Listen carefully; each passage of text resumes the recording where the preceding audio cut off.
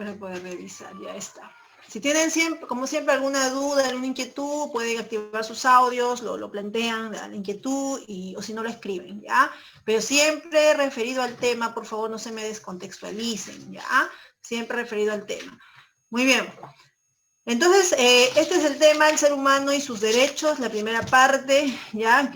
Vamos a conocer específicamente del tema de hoy para poder tener una idea, los fundamentos filosóficos de los derechos humanos, vamos a conocer también las características de los derechos humanos, ¿qué más encontramos? Clasificación, evolución histórica, la Convención Americana de Derechos Humanos. ¿Han escuchado hablar de la Convención Americana de Derechos Humanos? ¿Con qué otro nombre se le conoce la convención? De repente no lo conocen con ese nombre, la Convención Americana. ¿Han escuchado ustedes hablar de la Convención Americana, muchachos? Se le conoce también como Pacto de San José de Costa Rica. ¿Sí? Han escuchado el Pacto de San José de Costa Rica, ¿no? Ya, y los derechos ciudadanos, derechos y deberes ciudadanos. Así está estructurado nuestro tema. ¿Quiénes están suspendidos de los derechos ciudadanos en el Perú? ¿Qué dicen? A ver, ¿qué dicen? Los menores de 18 años. Pero ellos todavía no lo adquieren, no hay una suspensión. Suspensión es siendo yo ciudadano, me suspenden, o sea, me quitan mis derechos, para ser más clara. En el caso de los menores de edad no aplica porque ellos todavía no adquieren la calidad de ciudadano. ¿Los prisioneros? O sea, no podría ser la respuesta ahí, ¿no? Pero tienes en parte lógica tu ¿Los respuesta. presos, Miss? Dime. ¿Los presos? Claro, ¿La gente que está en la cárcel? Claro, exacto, pero acuérdate que hay en este caso, a ver, acuérdate que se consideran los presos ya condenados, ¿ya? Condenados, así es, muy bien. Y por ahí están que escriben, también están participando por ahí, muy bien. Bueno, por ahí no vamos a ir perfilando las ideas. Y sobre los miembros de las Fuerzas Armadas, ¿qué conocimientos tienen ustedes al respecto? ¿También están suspendidos de sus derechos? ¿Qué dicen? Ciudadanos, ellos también aplican la suspensión de los derechos ciudadanos también para ellos. ¿Qué dicen? A ver, muchachos. En realidad, no, a ver, dice, en la forma en que los entrenan, a ver qué dice, miembros activos. En el caso de los miembros activos, hay derechos ciudadanos que sí se les suspende. Por ejemplo, ellos no pueden participar en actos de proselitismo político, o sea, formar parte de campañas políticas. Ellos no pueden opinar de política, tampoco lo pueden hacer. Están prohibidos, usted no va a escuchar a un comandante, un coronel del ejército, a un mayor del ejército hablar acerca del gobierno, y si lo hace, le dan de baja. Ellos no son deliberantes, así se le llama, no deliberantes. En cambio, los congresistas sí son deliberantes, porque los congresistas, ellos pueden emitir opiniones políticas. Claro, los inhabilitados políticos dicen por ahí también muy bien, Ángela, creo, a ver, ¿quién es? Ángel, lo veo solamente, Ángela, muy bien, perfecto. Listo, entonces, y así los derechos ciudadanos también, exacto, pueden ejercer los policías su derecho al voto, pero el voto facultativo. ¿Saben en qué consiste el voto facultativo, verdad? Es un voto opcional, no se les obliga a ellos a votar, ¿ya? Muy bien, entonces vamos por acá, es voluntario. Pasamos, entonces la primera parte para entrar. Miren, uno de los puntos que solemos abordar antes de entrar en sí al desarrollo de los contenidos de los derechos humanos, uno de los puntos que trabajamos es la noción que tenemos de individuo y la noción que tenemos de persona. Vayamos viendo por acá. Muchachos, individuo y persona. Ya, porque no es lo mismo. El individuo asciende el plano de persona, asciende. La parte de persona se adquiere, ¿no? El individuo es parte ya de la naturaleza también del hombre, pero mira, observa acá. Vamos a enfocar al hombre desde un doble plano, porque al hombre se lo puede entender desde dos puntos de vista. Desde su plano material, como un ser físico, real, como un ser vamos a ponerlo así clarito, ¿no? De carne y hueso, ya para poder entender esta parte. Cambiamos el color de la letra, por acá está. Como un ser de carne y hueso. Y por otro lado tenemos nuestra naturaleza espiritual, ideal, que ya lo habíamos enfocado, ¿se acuerdan ustedes? En antropología la semana pasada, ¿no? La antropobiología, la antropología social, ¿no? Claro, porque Acá sí, pues no, para poder hablar de los derechos hay que tener una noción de hombre, porque los derechos son atribuibles al hombre. Entonces, si nosotros estamos ahorita empezando a hablar del hombre, es porque el derecho es atribuible a él. Y primero tenemos que saber, conocer quién es ese hombre, al que la ley le confiere derechos y que la sociedad los respeta y también los reconoce como tal. Entonces, comenzamos a observar acá en cuanto a la parte, nuestra parte material, nuestra parte de carne y hueso. El hombre actúa por instinto, somos seres instintivos, ¿ya? Irracionales, o sea que el otro lado sería un ser racional, ¿ya? Cumplimos funciones fisiológicas, o sea, esa es nuestra naturaleza física, ya como digestión, la respiración, la reproducción, etcétera. Por esta naturaleza, el sujeto se queda en el simple nivel de individuo y no nos diferenciamos de los demás animales, es decir, de los demás seres. Es nuestro nivel inferior. El hombre tiene que ascender, el hombre tiene que diferenciarse de los demás seres del planeta. Acá también puedes anotar en este lado, por ejemplo, parte material, por ejemplo, los mismos rasgos, ¿no? Los rasgos biológicos que posee el ser humano, biológicos, ¿no? Algunos rasgos que nos tipifican, por ejemplo, el uso de la mano como órgano de aprehensión de objetos, ¿no? El uso de la mano. Tenemos también por acá órganos de fonación especial que nos permite, fonación hay que ponerle acá, ya que nos permite la comunicación. Otro de los rasgos, cerebro, ¿no? Tenemos el cerebro excepcionalmente grande. También por acá la posición, nos define también la posición vertical erecta como parte de esos rasgos. O sea, estos datos también les puede venir para que ustedes marquen el hombre como un ser material, en nuestra naturaleza real o material. ¿Ya? O también el hombre, por acá te puede venir, necesita de la naturaleza. O también el hombre, en este nivel, el hombre evoluciona. O también el hombre participa, este es otro de los datos, participa de los mismos elementos de los elementos del mundo material. Es decir, en nuestro organismo encontramos elementos que también están fuera de nosotros, como por ejemplo, somos potasio, somos calcio, somos magnesio, o sea, y todos esos elementos se pueden encontrar, de hecho, ¿no? En la naturaleza, fuera de nosotros. Ahora, cuando dice acá que el hombre necesita de la naturaleza, esta parte es porque como seres físicos, como seres materiales, necesitamos vivir en ambientes no contaminados, necesitamos alimentarnos, ¿no? Y eso está en la naturaleza. ¿Qué más? Necesitamos respirar, ¿no? Aire puro.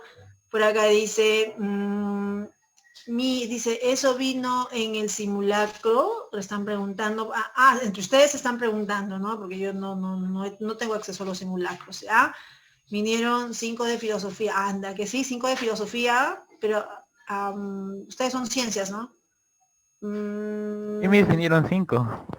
¿Y qué? ¿Y se han asustado ustedes por las 5 preguntas o se han alegrado? Las dos cosas. Total, ustedes deben eso, 5 preguntas, yo mismo soy. Total, mejor todavía, dice por ahí. Muy bien, Renzo, qué bueno, por ahí alguien que le gusta la filosofía. Excelente, dicen por ahí. Bueno, vino del así de Nietzsche, con los ojos cerrados. Ya, muy bien, qué bueno. Fernando, tú respondes tu examen con los ojos cerrados. Con razón. Sorry. Ya está.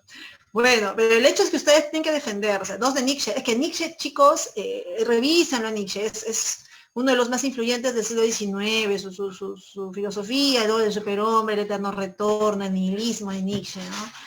Eso, ¿ya? Bueno, entonces esta parte creo que sí la comprendemos. Ahora, pero hay un dato más.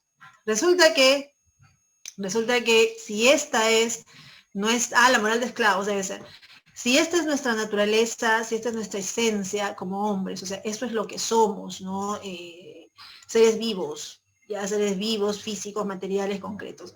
Entonces es lógico que se reconocen ciertos derechos inherentes, dados a nuestra propia naturaleza o esencia, como el derecho a la vida, el derecho a alimentarnos, porque si yo no me alimento, mi misma naturaleza física me exige el alimento, me exige el oxígeno, me exige la vestimenta.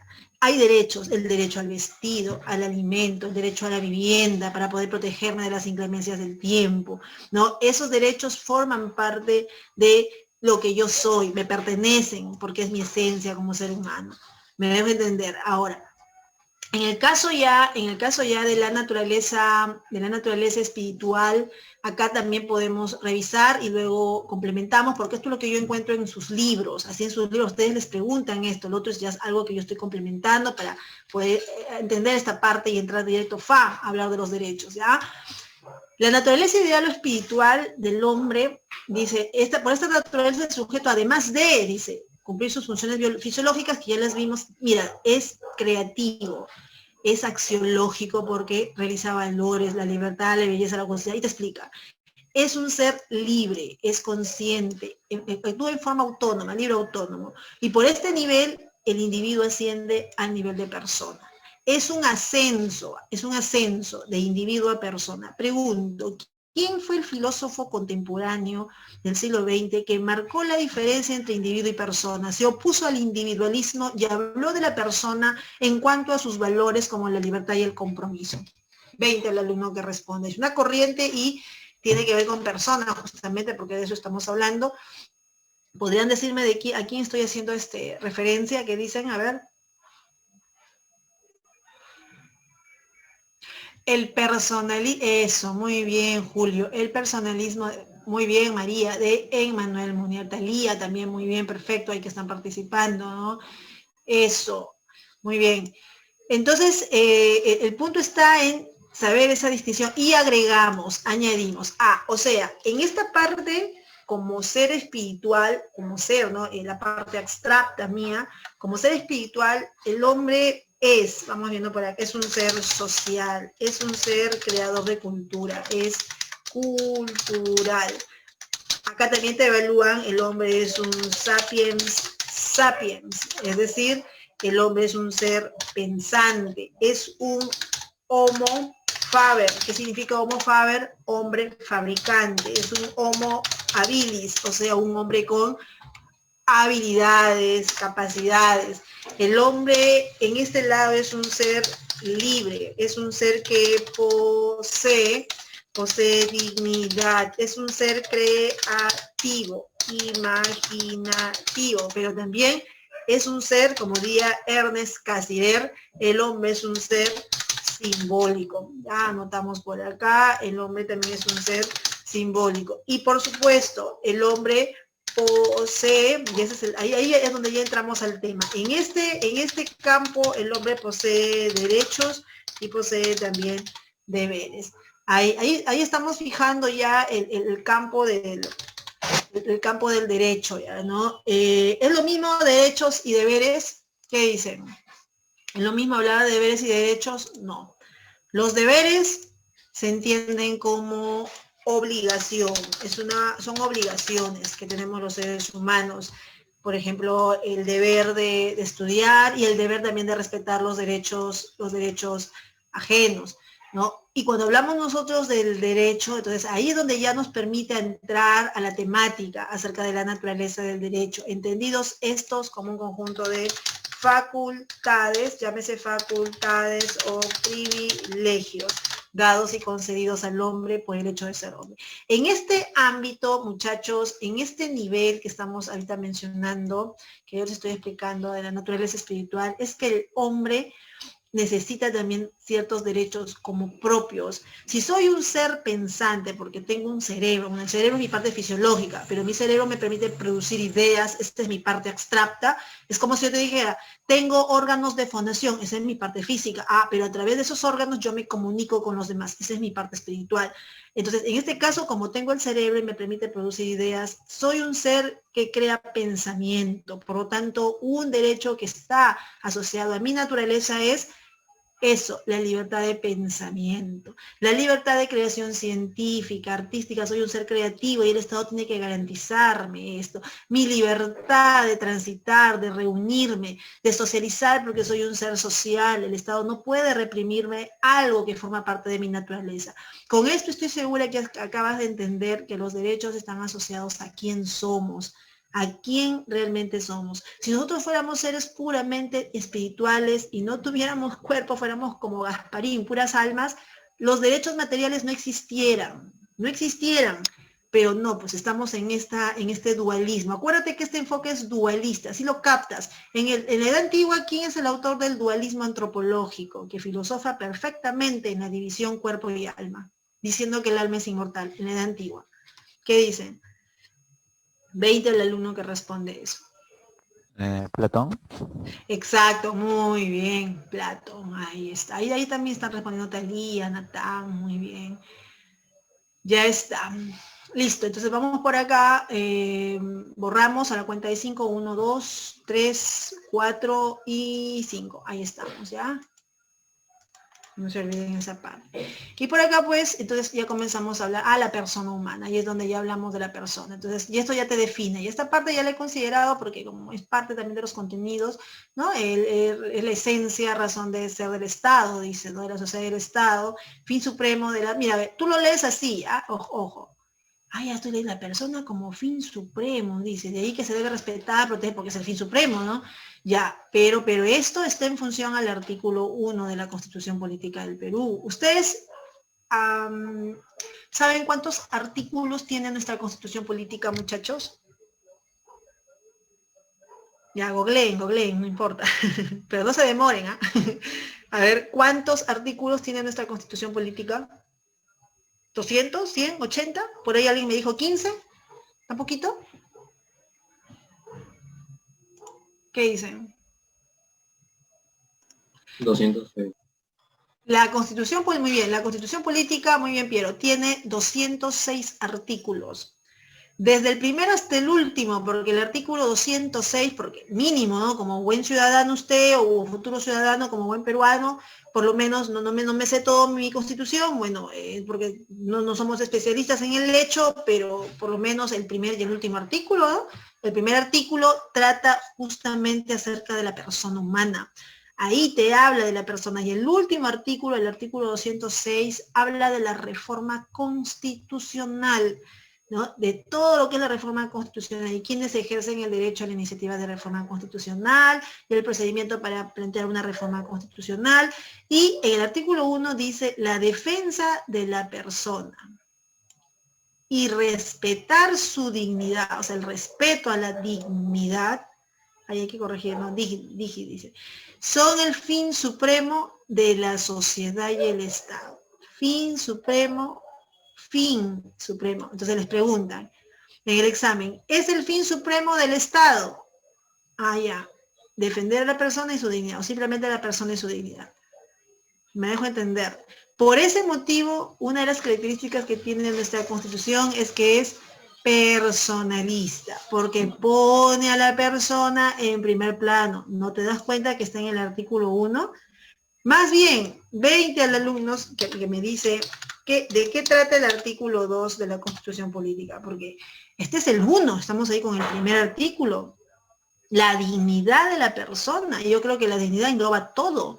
Ya te habla del respeto a la dignidad, engloba todo. Entonces, todos los derechos jóvenes los arrastra, todos los derechos, la dignidad, el respeto por uno mismo, el respeto por los demás, la consideración que se debe tener al ser humano, que incluye valorar su salud, valorar su vida, valorar su calidad de formación educativa, todo. Mi pregunta es, ¿qué dice el artículo 2? ¿De qué trata el artículo 2 de la Constitución? Trata sobre los derechos fundamentales de la persona humana. O sea que el artículo 2 recién me habla de los derechos. Sí, y son dice, toda persona tiene derecho, por acá me está facilitando la información, muchas gracias, Fernando, a la vida, a su identidad, integridad, la vida, ahí empieza, ¿no? A su identidad, ¿no? A su integridad moral, psíquica, física, a su libre desarrollo y bienestar. Muy bien, nos habla justamente, sí, pero los derechos fundamentales son, a ver, en el artículo 2, muchachos, se trabajan, se trabaja 24 incisos, o sea, se divide en 24 incisos. Y justamente el inciso 1 es el que ha anotado su compañero. Es el derecho a la vida, puntos suspensivos, ¿no? La integridad física, moral, psicológica. Y si tú sigues manejando puntos, por ejemplo, acá puedes puntos suspensivos porque te habla de la igualdad, la inviolabilidad de domicilio, la protección de la propiedad privada, de la herencia, la libertad de culto, libertad de tránsito, a solicitar información, puntos suspensivos, justamente el inciso número 24, que es del artículo 2, mira, porque se divide en artículos, incisos, nos habla del derecho a la libertad y tiene sus apartados también.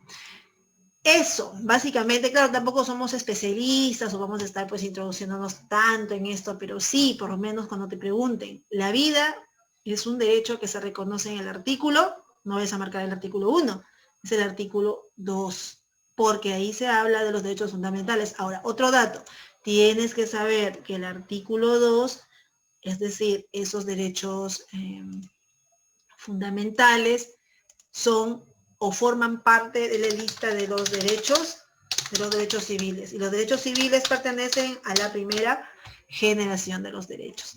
Ah, está conectado, sí, entonces ya sabes cuáles son esos derechos civiles. ¿Ya? Que en nuestra Constitución está en el artículo 2. Fueron reconocidos por primera vez en la Declaración Francesa de los Derechos del Hombre y del Ciudadano. ¿Correcto hasta ahí? ¿Cómo vamos? ¿Todo bien? Ya, ese es solamente un aspecto que hay que conocer, hay que manejar. Ya. Profesora, Dice, ¿a qué se me... Dime. una pregunta. Sí, sí. ¿Qué rol cumple la Constitución Política del Perú? ¿Cómo? ¿Qué rol cumple la Constitución Política del Perú? No te escucho bien la primera parte, a ver. Le preguntaba que qué rol cumple la Constitución Política. ¿Cuál es el rol que cumple? El rol que cumple la Constitución Política como norma máxima, porque es la norma de máxima jerarquía, es uno, básicamente, plasmar los derechos fundamentales de las personas y diversos derechos, no solamente eso. Y también, sobre todo, mantener el vínculo que se va a dar entre gobernantes y gobernados, porque en la Carta Magna se va a expresar todo un conjunto de necesidades de un pueblo, ideología de un pueblo, los derechos de un pueblo. Por eso es que las constituciones no son iguales en todos los países. Hay constituciones que reconocen en sus propias legislaciones, ¿no? la pena de muerte, otras no, el derecho a abortar, otras constituciones no. Entonces es un rol muy importantísimo para poder regular los derechos y básicamente, como te digo, ¿no? el mantener esa relación entre gobernantes y gobernados. Y es una norma que debe respetarse por encima de las demás normas de inferior jerarquía que se da en nuestro país. Es bastante importante y es bastante debatible también. ¿El Perú cuántas constituciones ha tenido a lo largo de su vida republicana? 9. 12. Ha tenido 12 constituciones. Y la última, que es la de 1993, mira, hasta la actualidad, más de 20 años, más, ¿no? 25, 24 años por ahí, desde el 93, ¿no? Y calculamos, 27 años más o menos, ¿no? Claro, la primera, así es, Miguel. La primera, por eso le llaman la Constitución muerta, la de 1823, ¿no?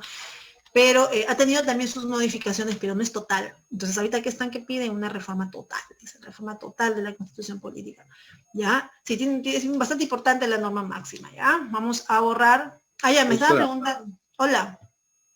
Sí, le preguntaba acerca del rol porque dentro de lo que está tocando el tema de igualdad, derecho a la vida y otros derechos fundamentales de la persona, digamos que no se cumplen y es ver quién es el que se encarga de ver el cumplimiento de la Constitución. Bueno, el cumplimiento máximo ya como última instancia, ya lo máximo ya de velar por el respeto de la Constitución Política es el Tribunal Constitucional en el Perú. Después del tribunal no hay nada ya, no hay nada en nuestro país, ya eso ya es aparte, ya es otro tema, podría decirse, ¿no? Pero en este caso es el Tribunal Constitucional, pero para eso hay vías de acceso, para respetar la Constitución están los jueces, ¿no? Los jueces, el Ministerio Público, pero si no hay, digamos, justicia o no se aplica la norma como debe de ser, hay maneras de llegar hasta el TC, al Tribunal Constitucional, y ahí acaba todo. Ellos son inclusive los intérpretes supremos de la Constitución Política del Perú. ¿Ya? Por acá me dice, ¿a qué se refiere la reforma? Ya me están preguntando por acá, Arteaga, que está desde hace rato preguntándome, ¿a qué se refiere la reforma? Ya, pues la reforma constitucional, hijo, es cambiar la Constitución. Ahora, esa reforma puede ser total, al 100%, un cambio radical, como sucedió con el 79, y se reformó totalmente por la del 93, o puede ser una reforma parcial, como se ha dado con la del 93. No se reformó recientemente este punto acerca de la no reelección de los congresistas inmediata, no reelección inmediata cuando la Constitución decía que sí. Entonces, son reformas totales o parciales, ¿ya? Dice, a mí, si usted está a favor o en contra de una nueva Constitución, respuesta concreta, nueva Constitución, ya está. Borramos entonces por acá. Vamos a hablar del referéndum más adelante, no se preocupen. Ahí Darren, ya, no te preocupes, hijo. Vamos a tocar ese tema, ya. Borramos y pasamos por acá. Y dice, los derechos humanos son, eso es, tengo mucha expectativa en esta definición, los derechos que tenemos como humanos. Espero que no, cuando yo te pregunte no me respondas así, ¿ya? Tienes que tener más actitud crítica. Ya está. Bueno, es un meme nada más. Pasamos. Ah, ya, claro, ya te diste cuenta, ¿no? Ya te diste cuenta. Ya está. Sergio, qué malos. Ya, entonces, vamos por acá. Otro de los puntos que tienes que entender, ¿no? Revisando, también identificar los sujetos de derecho. Ya, los sujetos de derecho de acuerdo al Código Civil, porque esto está en el Código Civil. Desde 1984 que rige el Código Civil en nuestro país, 10 libros que lo conforman, el Código Civil. Entonces, dice acá, en el derecho se considera la persona como sujeto de derecho. Este es el tema, sujeto de la persona, te dice. Ahora mira, acá está la persona, pero esta es una parte nada más, ante el cual el ordenamiento jurídico le imputa derechos y deberes, reconocido así en el Código Civil. Pero, clases de sujeto de derecho.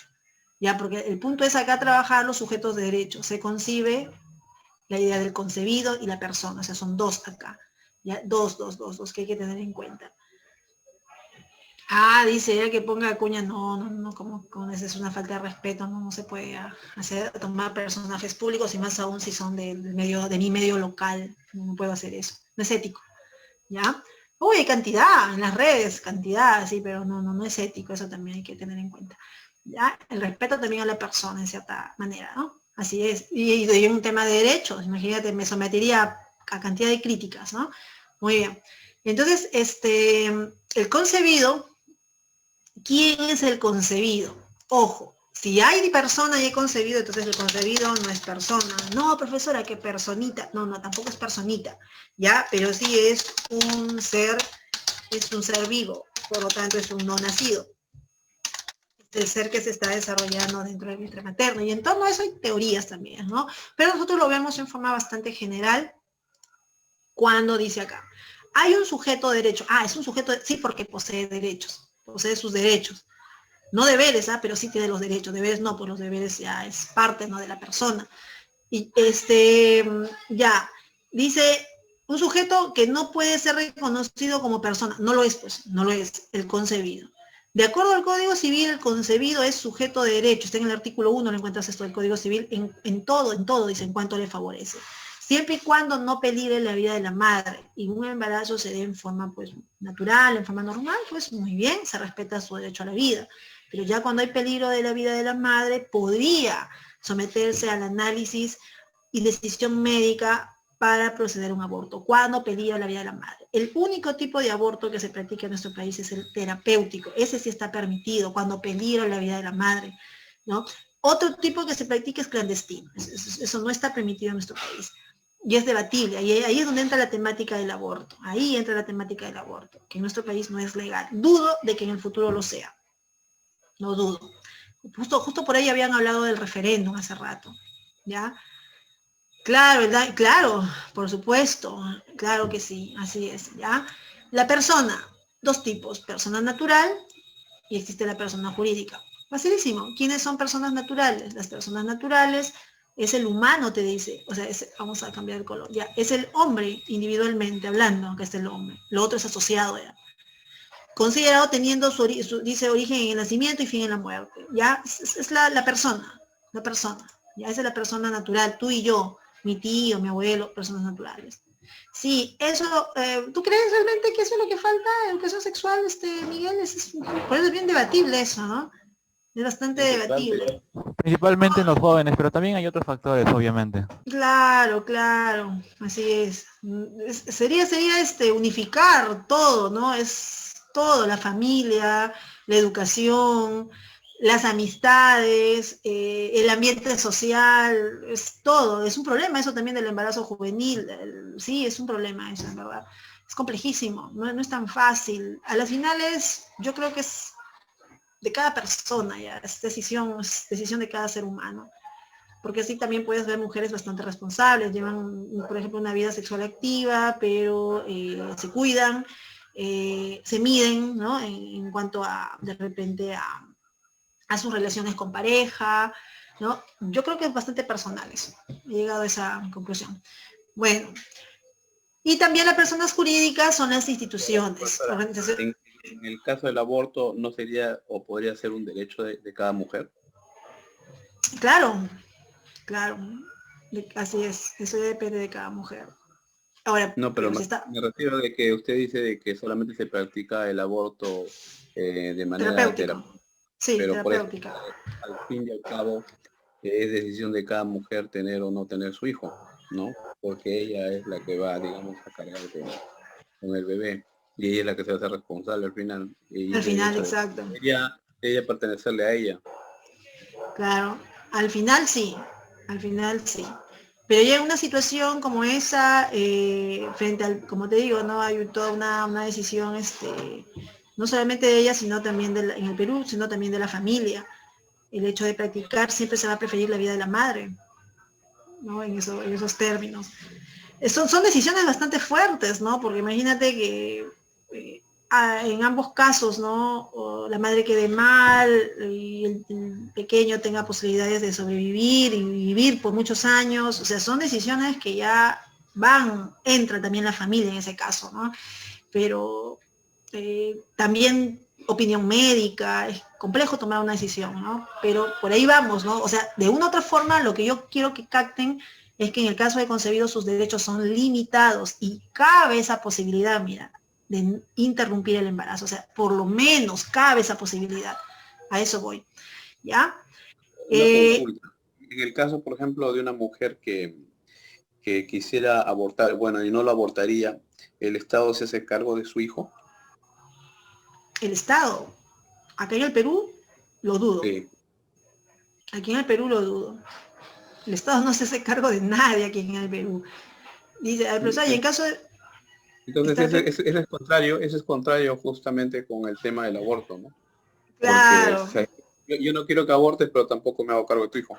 claro, tendría que cambiar las leyes. Por ejemplo, y Fernando es realista y estábamos en Perú, dice.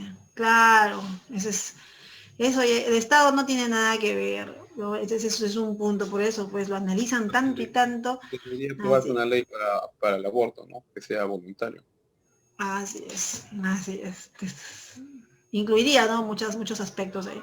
Ya, entonces, chicos, y las personas jurídicas son las instituciones debidamente inscritas en SUNAR, ¿no? La Superintendencia Nacional de Registros Públicos, reconocidas para el ejercicio de sus derechos y obligaciones. En cambio, la persona, ¿dónde se inscribe?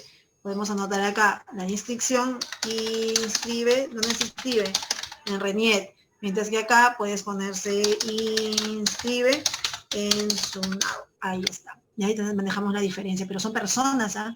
Personas jurídicas, hay legales, los organismos que son inscritos son ilegales, clandestinos, ilegales, así es, no son sujetos de derecho, no, es prácticamente obligatorio llevar un registro de esta naturaleza, tanto para personas, es como si tú me dijeras, profesora, y el niño que no tiene DNI, igual no tiene derechos. Un niño que no tiene DNI, el Estado no le va a reconocer ni siquiera sus vacunas gratuitas. Por eso cuando usted lleva a un centro de vacunación a su pequeño, ¿qué es lo que el primero que le piden? DNI. Señora, su DNI, no lo tengo, señora, con su DNI. Por esta vez la vamos a atender, señora. Bueno, ya.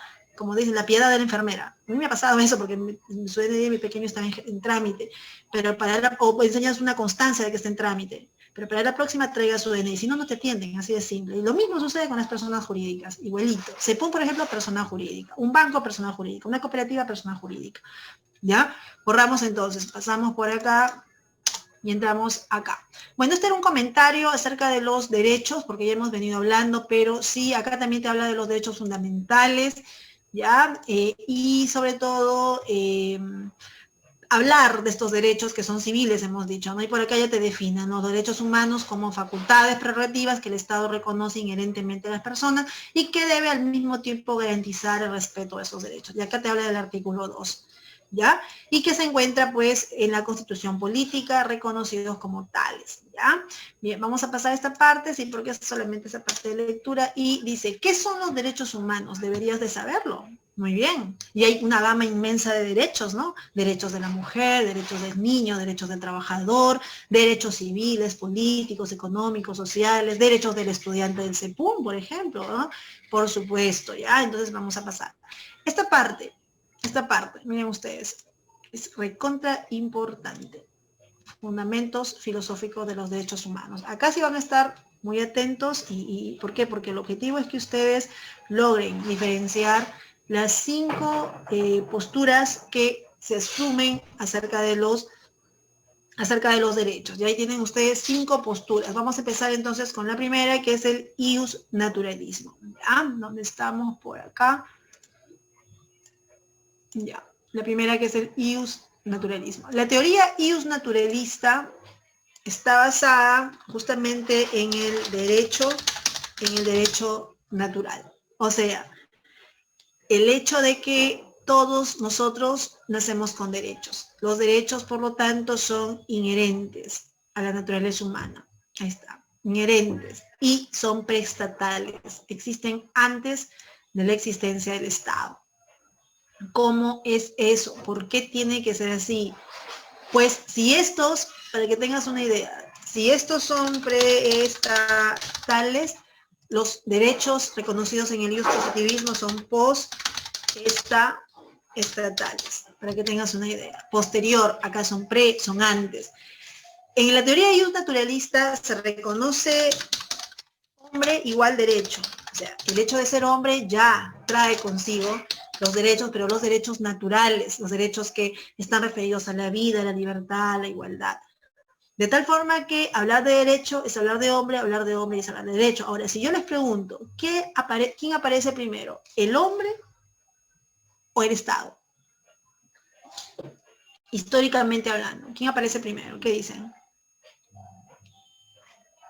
¿El hombre? Lógicamente el hombre. El hombre, al integrarse a otros hombres, forman la sociedad en su conjunto y crea el Estado, porque el Estado es parte, ¿no?, de una institución creada por la sociedad. Por lo tanto, es lógico afirmar que los derechos son anteriores al Estado, porque el derecho es inherente al hombre, y si el hombre es antes que el Estado, entonces tiene lógica esa forma como ellos enfocan, porque esta teoría viene desde los estoicos, es una teoría muy antigua, es de la edad antigua, forma parte del derecho romano, y esta teoría es la que ha servido de base para la elaboración de la Declaración Universal de los Derechos Humanos. Ha servido de base, bajo esa idea de que hay derechos inherentes al hombre. Esa es la teoría ius naturalista, ¿ya? Derecho natural. La teoría ius positivista habla del derecho, vamos a ponerle derecho positivo, o un tipo de derecho que debe estar en las leyes, un tipo de derecho, o ponle también más claro, el derecho escrito. El derecho positivo o el derecho escrito. Todo derecho, de acuerdo a esta teoría, muchachos, todo derecho, para ser derecho, tiene que estar escrito en las leyes. Si no está escrito en las leyes, no es derecho. Principalmente te dice en la Constitución y tratados internacionales sobre derechos humanos. Reclamamos porque hay derechos escritos. Si el derecho no está, no reclamamos. Entonces, y son posteriores al Estado. ¿Por qué dice que son postestatales? ¿Qué dicen ustedes? A ver, ¿por qué dice que son postestatales? ¿Qué dicen?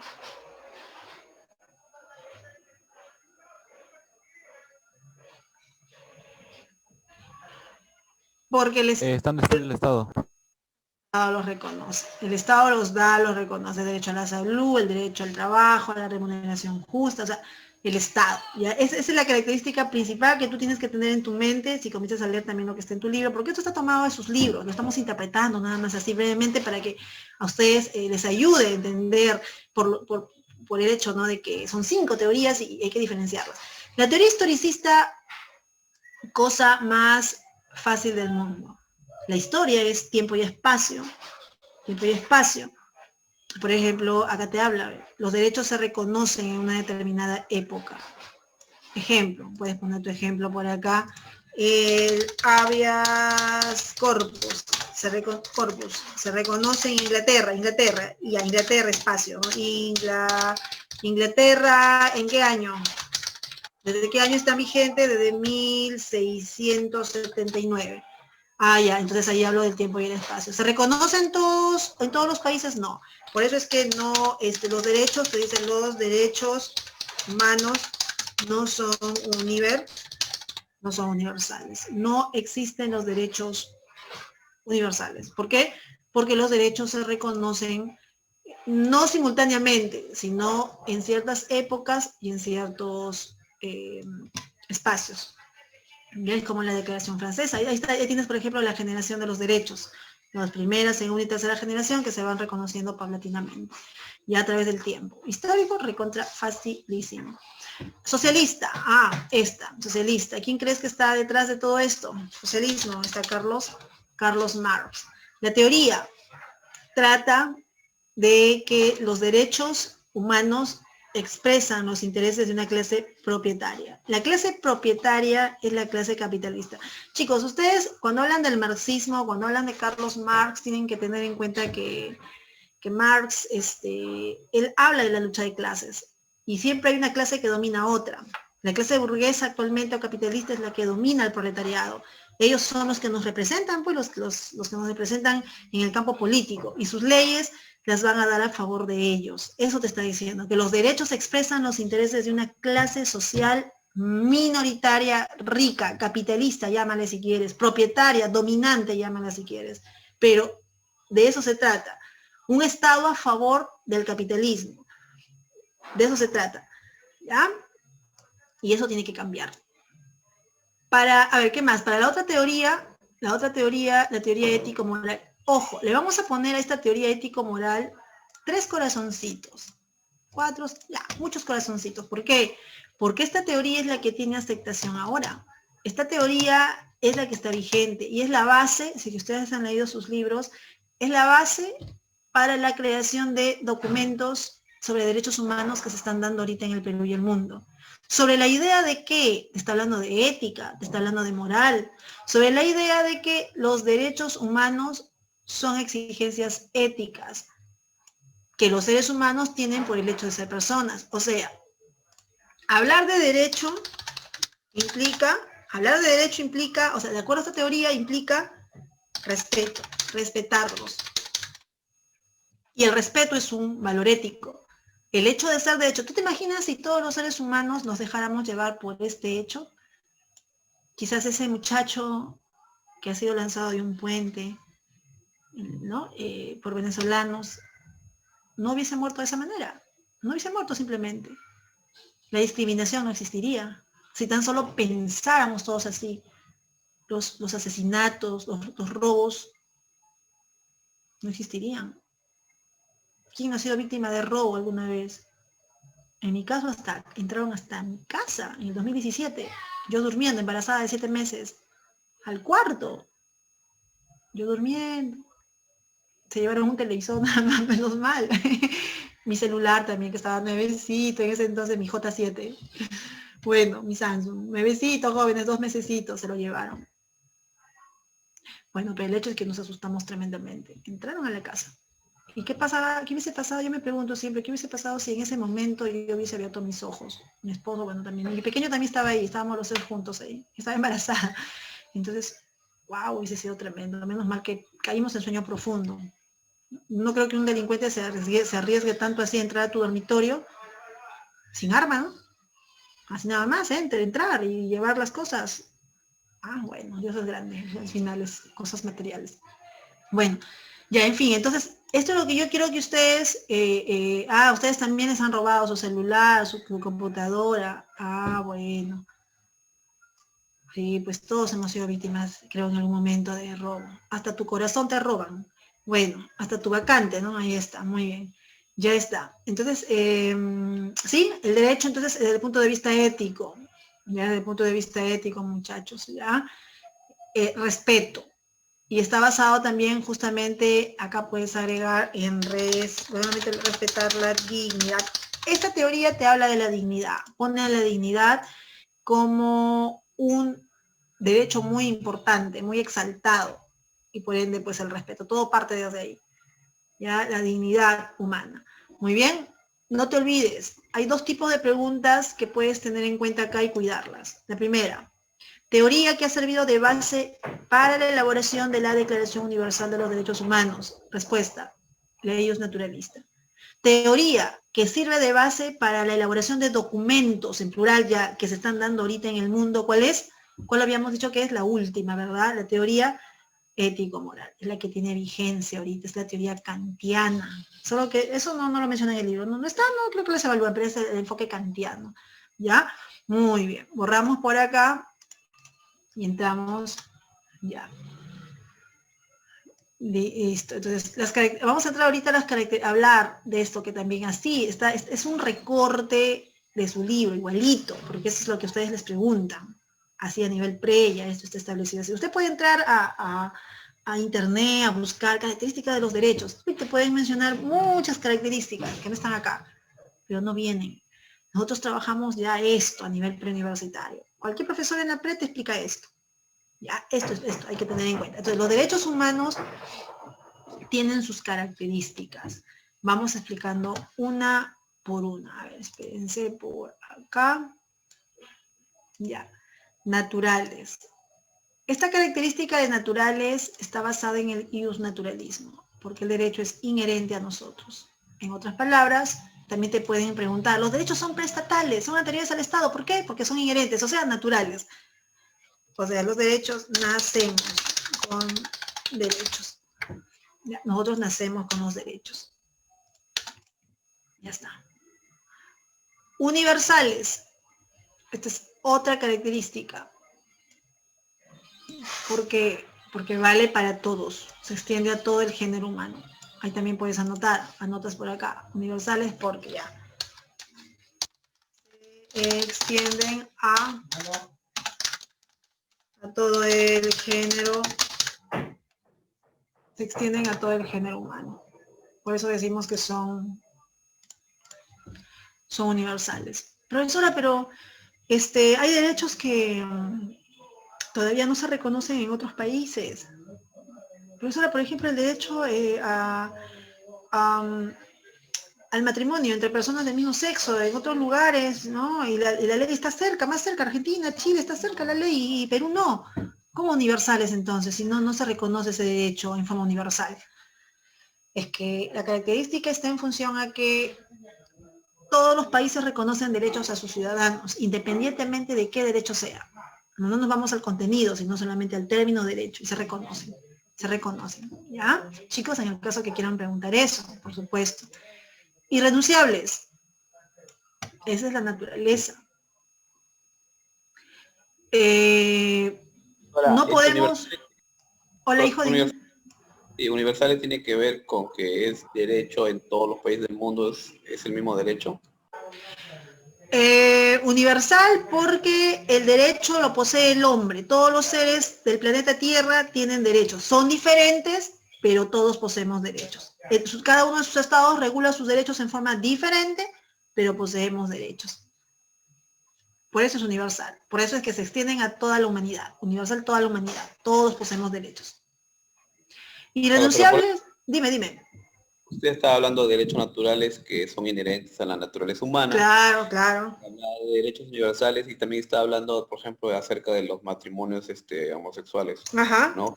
Algunos países son reconocidos y en otros no. Sí. Esto significa que el derecho al matrimonio entre homosexuales no es universal. En ese caso, no. Y eso te lo puede decir la teoría historicista. La teoría historicista te dice que los derechos no son universales y la característica te está diciendo que sí, sí son, mira, pero tomando solamente el derecho en general, en términos de que los países reconocen derechos a sus ciudadanos, a su gente. El hombre posee derechos. Aunque estos sean diferentes, no importa. El hecho es que son derechos y se reconocen a toda la humanidad. ¿Me dejo entender? Ya. Irrenunciables, no podemos despojarnos de los derechos.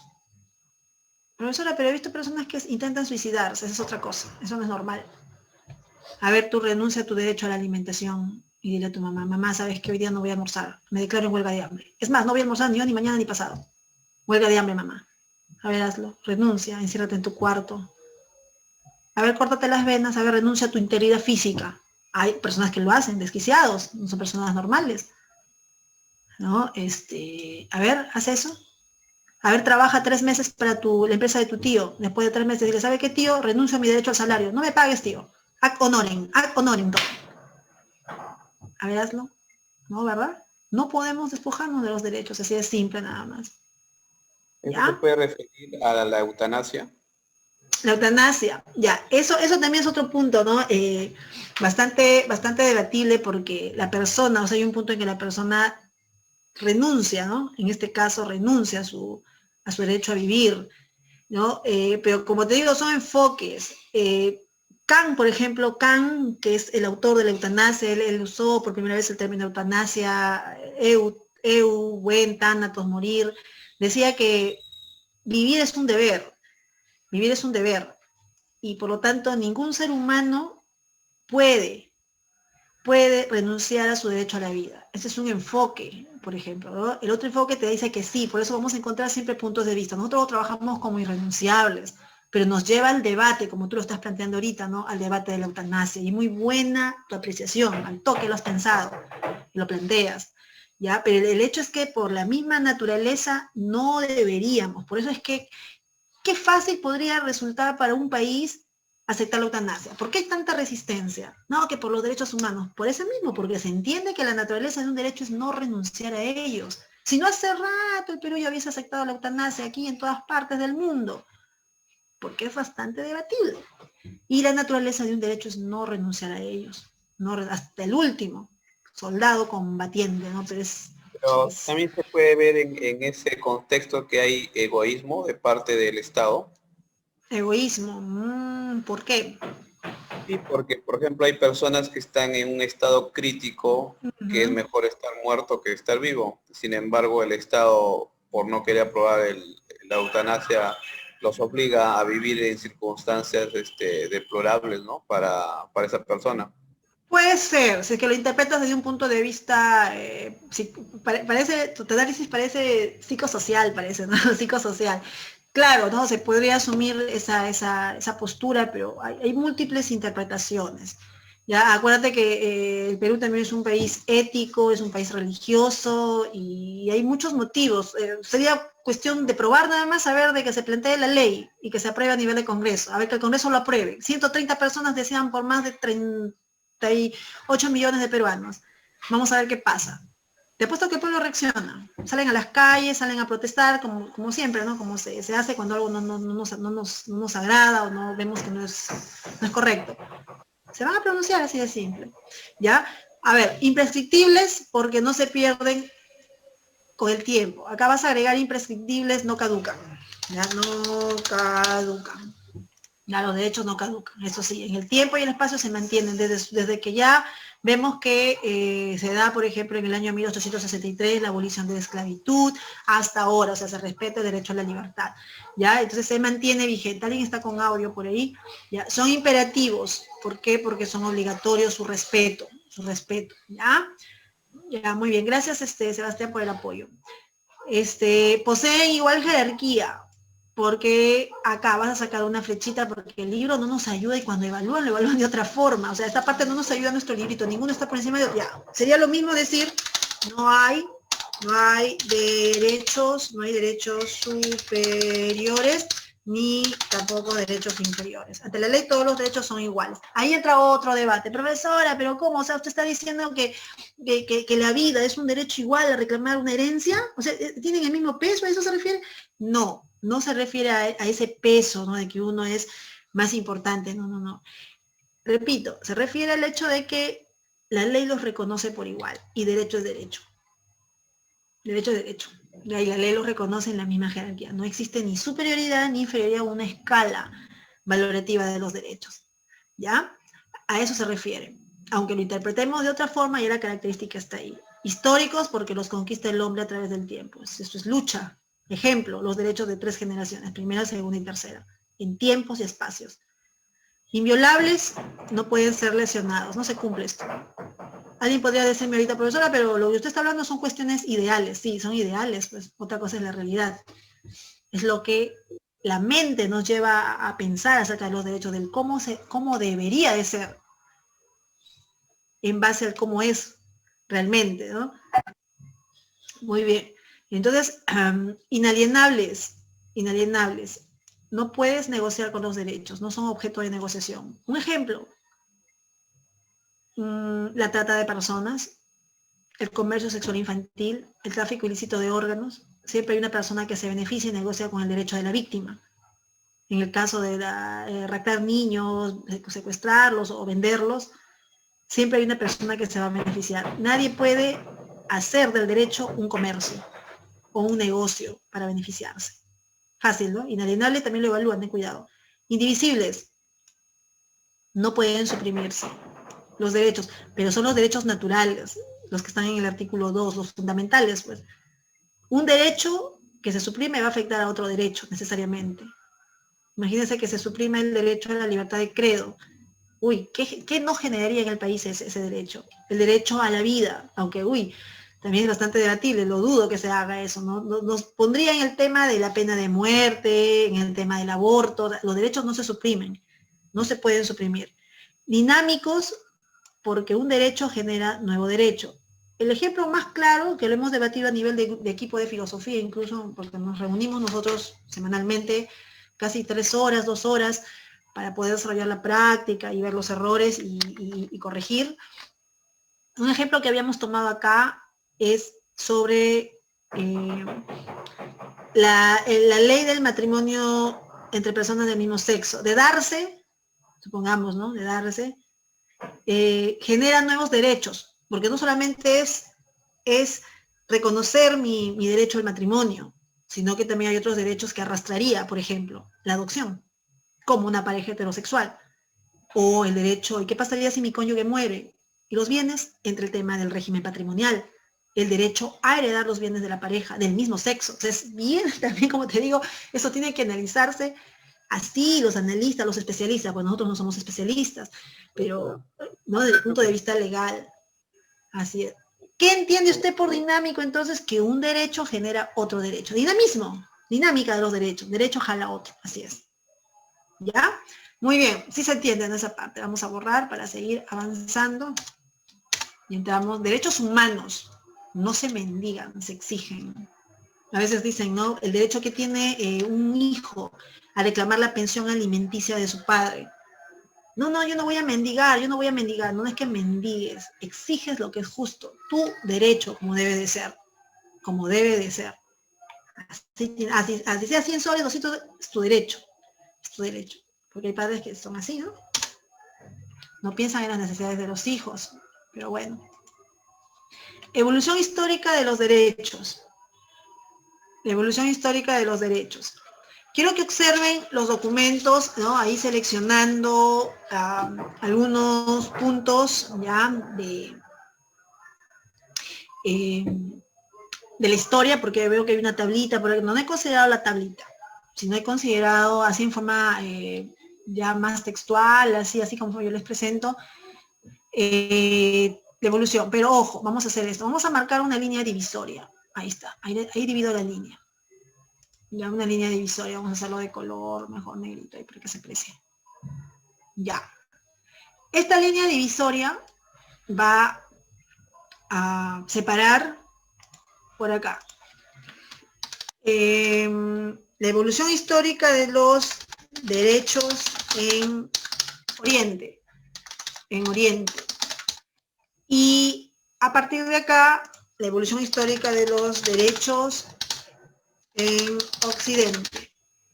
Solo que a nosotros nos evalúan más de Occidente. A partir de acá nos evalúan a nosotros. Sin embargo, como hay un documento, bueno, en realidad es parte de la historia de los derechos, hay un antecedente muy, muy, muy importante que los historiadores en esta materia han establecido en Oriente, la famosa tablilla de arcilla llamada el cilindro de Ciro. Ahí está, Ciro el Grande, el primer rey persa, ¿no? Antiguo. Una tablilla, la verdad que parecen jeroglíficos ahí, ¿no? Bueno, una tablilla que ha sido traducida a los 6 idiomas, inclusive de las Naciones Unidas, porque las Naciones Unidas son 6 idiomas los que se manejan en las Naciones Unidas. En su momento vamos a trabajar esos idiomas también, por supuesto, vamos a mencionar. Y que se plasma, o sea, ya en Oriente, la no esclavitud como derecho, mira, la libertad de religión, porque estamos hablando, imagínate, de más o menos siglo V antes de Cristo aproximadamente, ¿no? 5 por ahí más o menos. Sí, y es considerado el antecedente formal más antiguo porque está escrito. Por eso es formal, porque está escrito, no está hablado, no es porque lo dijo, lo pensó, no, está escrito. Y es el más antiguo de los derechos humanos en Oriente. Porque luego también vas a encontrar declaraciones más antiguas, pero de Occidente. Mira la diferencia, de Occidente a Oriente. Y así como está acá, eso sí te digo, así ha venido en examen igualitito. Considerado el antecedente formal más antiguo de los derechos humanos. Y ahí vas a ver la teoría de Ciro. Hay pregunta de examen, vino en letras. ¿Ya? Y en el caso de Occidente, ahí también hay documentos que se han venido dando paulatinamente. Los fueros españoles, más o menos año 1020 para España. La Carta Magna, año 1215 para Inglaterra. La petición de derechos, año 1629 también para Inglaterra. ¿Ya? Para Inglaterra, o sea, como es historia, tienes que manejar tiempo y espacio, mínimo. Documento, tiempo y espacio. ¿Ya? A Corpus 1679. ¿Dónde habíamos dicho que se dio? 600. 1600. Claro, también, ¿no? Muy bien. Inglaterra, mínimo. Tiempo, espacio, documento. Tiempo, espacio, documento. ¿Me entiendes? Porque es historia. Tiempo, espacio, documento. Ahora, si te vas al contenido, y es otra cosa, que está acá. Contenido es otra cosa. ¿Eh? Entonces, de fueros españoles más antiguos de Occidente. Perfecto. Por ahí empezamos. ¿Ya? Son privilegios o normas. Son derechos locales. ¿Por qué locales? Porque se reconocían en ciertos lugares. Está fácil. Algunos lugares de España. Por ejemplo, existe el fuero de León, el fuero de Jaca, el fuero de Aragón, en lugares específicos, ciertos pueblos, villas, monasterios. ¿Y qué se reconocía? Derechos como, por ejemplo, el derecho a la inviolabilidad de domicilio, derecho a la protección de la propiedad privada, derecho a la pronta administración de justicia. Derechos reconocidos. Pero acá acuérdate, declaraciones más antiguas. La Carta Magna, antecedente más importante. O sea, a ver, los fueros españoles y la Carta Magna, los dos son antecedentes, ¿ah? Los dos. Claro, pues imagínate, 1020, 1215, para el siglo que vivimos. Los dos, pero uno es el más antiguo y el otro es el más importante. Ah, ¿te das cuenta? Ten cuidado entonces. Pero de que son antecedentes, son antecedentes. Y hay derechos que se consagran acá, por ejemplo, ningún hombre libre será arrestado o encarcelado, desposeído de sus bienes, sin previo juicio legal. Reconoce el derecho a la libertad, el derecho a la protección de la propiedad, por eso te dice no desposeído de sus bienes, y sin ser castigado, dice sin previo juicio legal, el derecho a la legítima defensa. La Carta Magna. ¿Evalúan? Sí, bastante. La petición de derechos ante el rey, ¿no? Fue formulado ante el rey Carlos I en Inglaterra para evitar abusos contra el pueblo. Ya muy poco evaluado, no hay mucha información acerca de este documento, no es lo que se consigna ahí y lo evalúan así, aunque pocas veces, rarísima vez. Corpus sí, Inglaterra 1679. ¿Qué defiende? la libertad personal.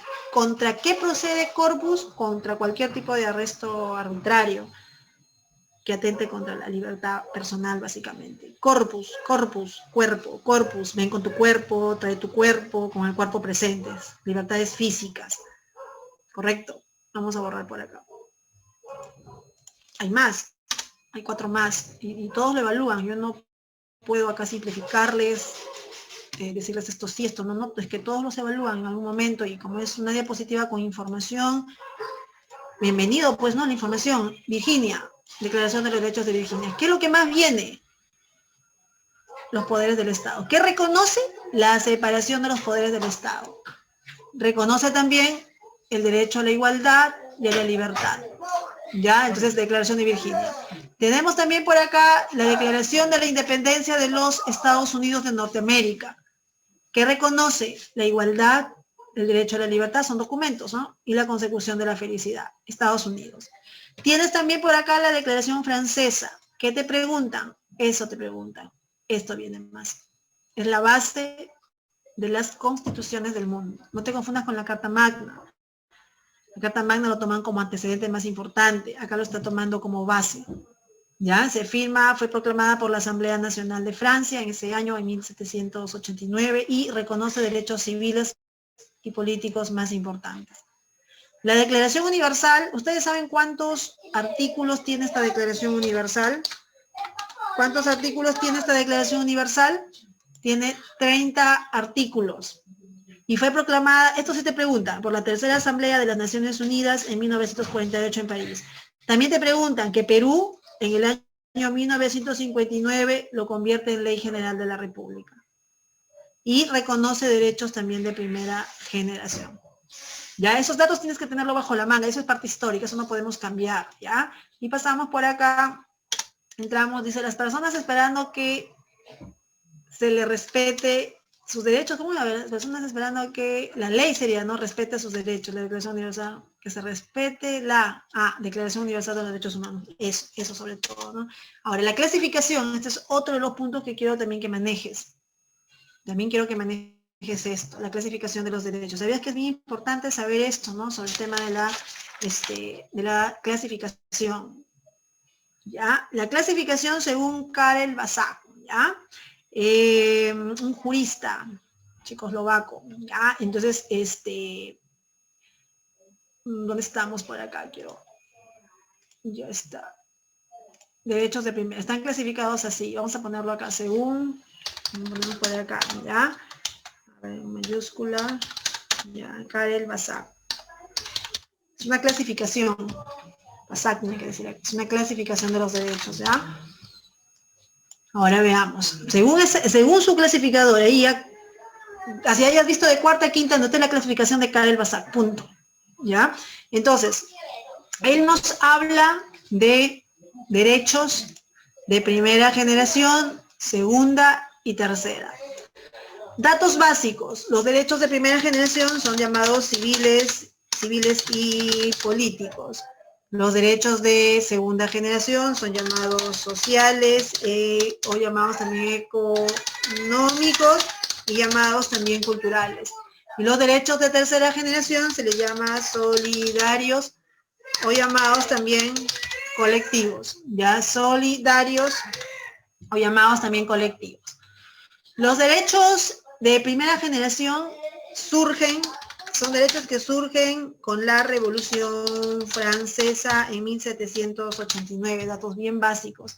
Los de segunda generación surgen con la Revolución en Rusia en el año 1000, hay que ponerle acá para que lo puedan tener así, ya en el año 1917. Claro, se habla de revoluciones socialistas, pero se habla de la de México, Alemania, pero lo que más viene es esta, por eso estoy alcanzando el resumen arriba.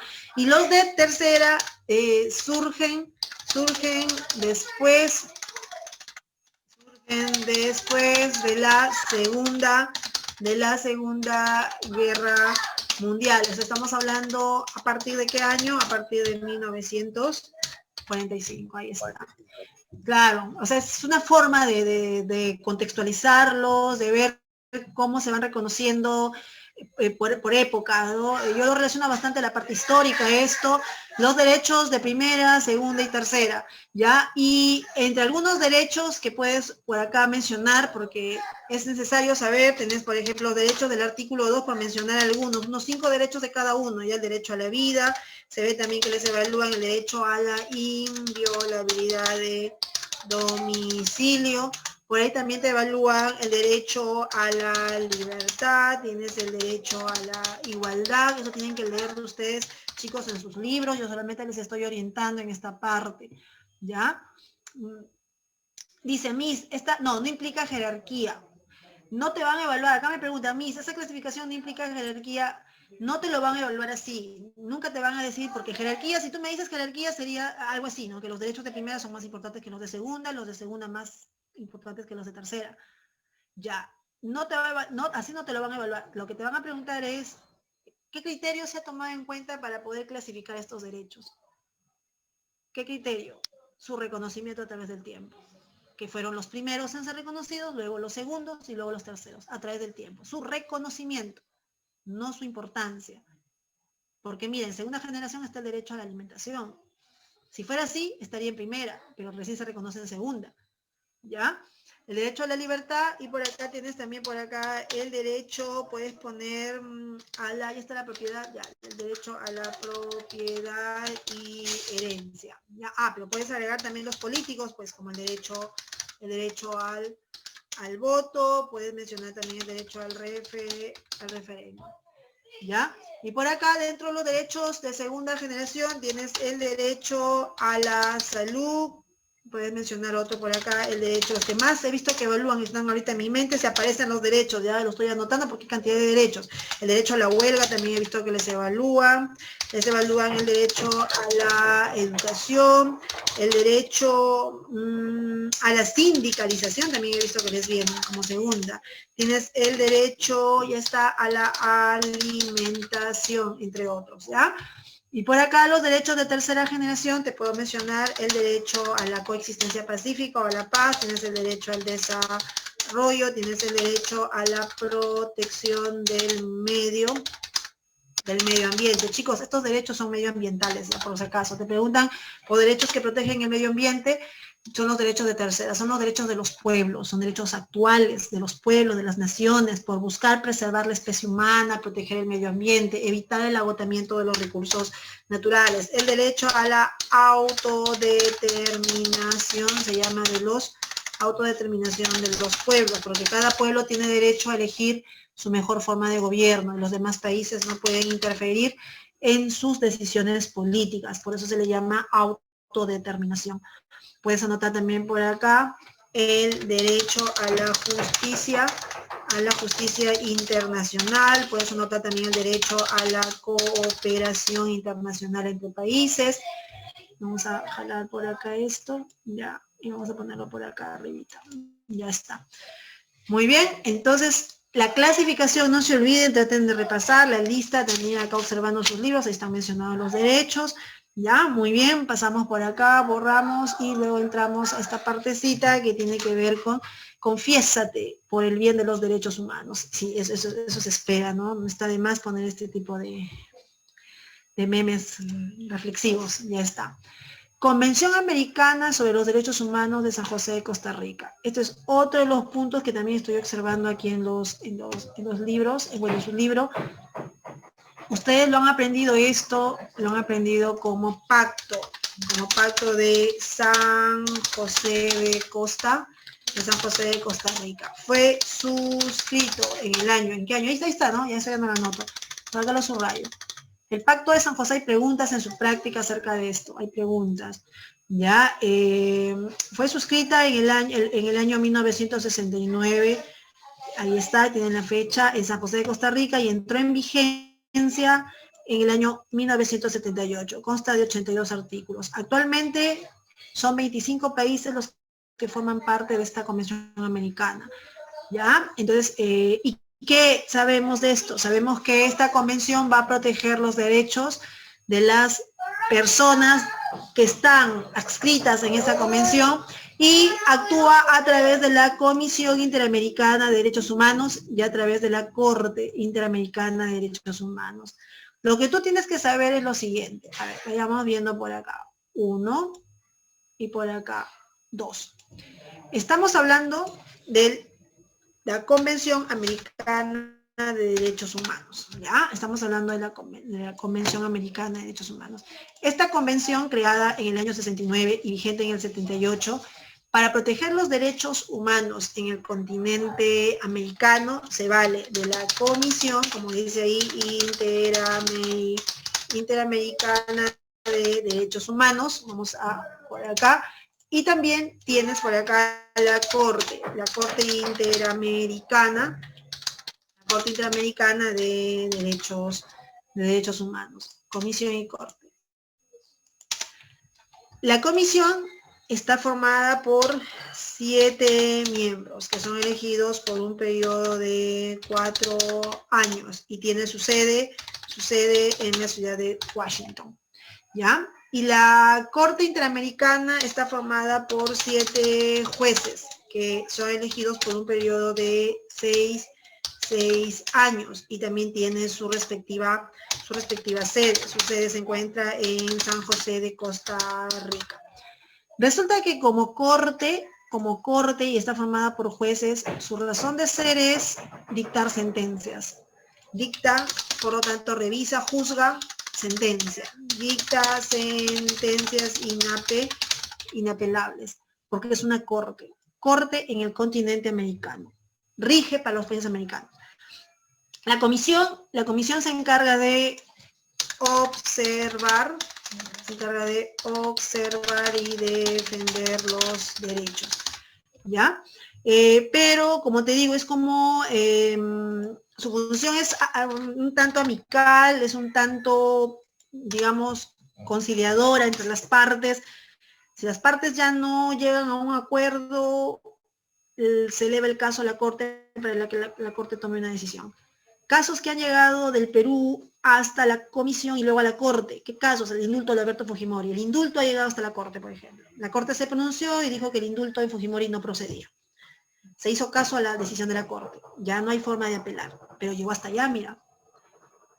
Ha llegado el caso de los fonavistas, ha llegado el caso de la ex MRTista Lori Berenson, que también obtuvo, digamos, una reducción de su pena o condena por decisión de la Corte Interamericana, para que te des cuenta que está por encima del Estado peruano y de los países que lo integran.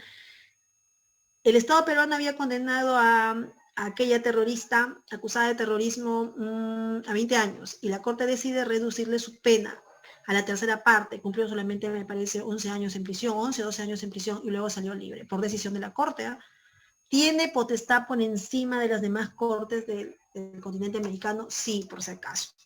La diferencia con la Corte Internacional de Justicia de la Haya, de las Naciones Unidas, es que la Corte de Justicia Internacional de la Haya ve problemas entre países. En cambio, esta Corte ve problemas de personas o grupo de personas en su país, con su país, contra su país. Esa es la diferencia. Ah, sí, no le dio indulto a Fujimori. Es que el indulto no procede. No procede. Y eso ya ha sido analizado por la Corte. ¿Ya? Vamos a borrar por acá y tenemos lo siguiente. Ciudadanía en el Perú. La última parte, ya un ratito de esta parte, dándoles algunos contenidos. ¿Ya? La ciudadanía en nuestro país, la calidad de ciudadano se adquiere a la edad de 18 años. Ciudadano de hecho. 18 años. Pero para poder ejercer tus derechos, tienes que inscribirte en RENIEC, registro electoral se le llama, para obtener tu respectivo DNI. Si no, no pasas de ser un ciudadano de hecho, pero sin derechos ciudadanos. Por ejemplo, sin tu DNI, tú no puedes ejercer el derecho al voto.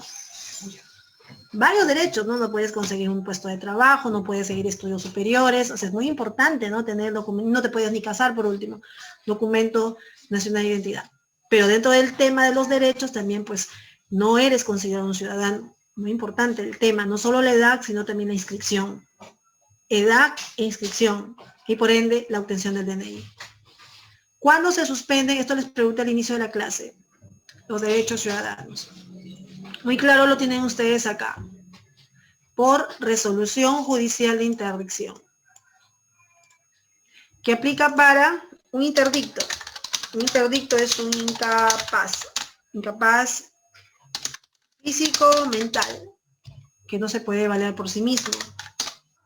Y que por lo tanto, pues, está bajo el cuidado de un curador o de una persona que vela por su bienestar, su integridad.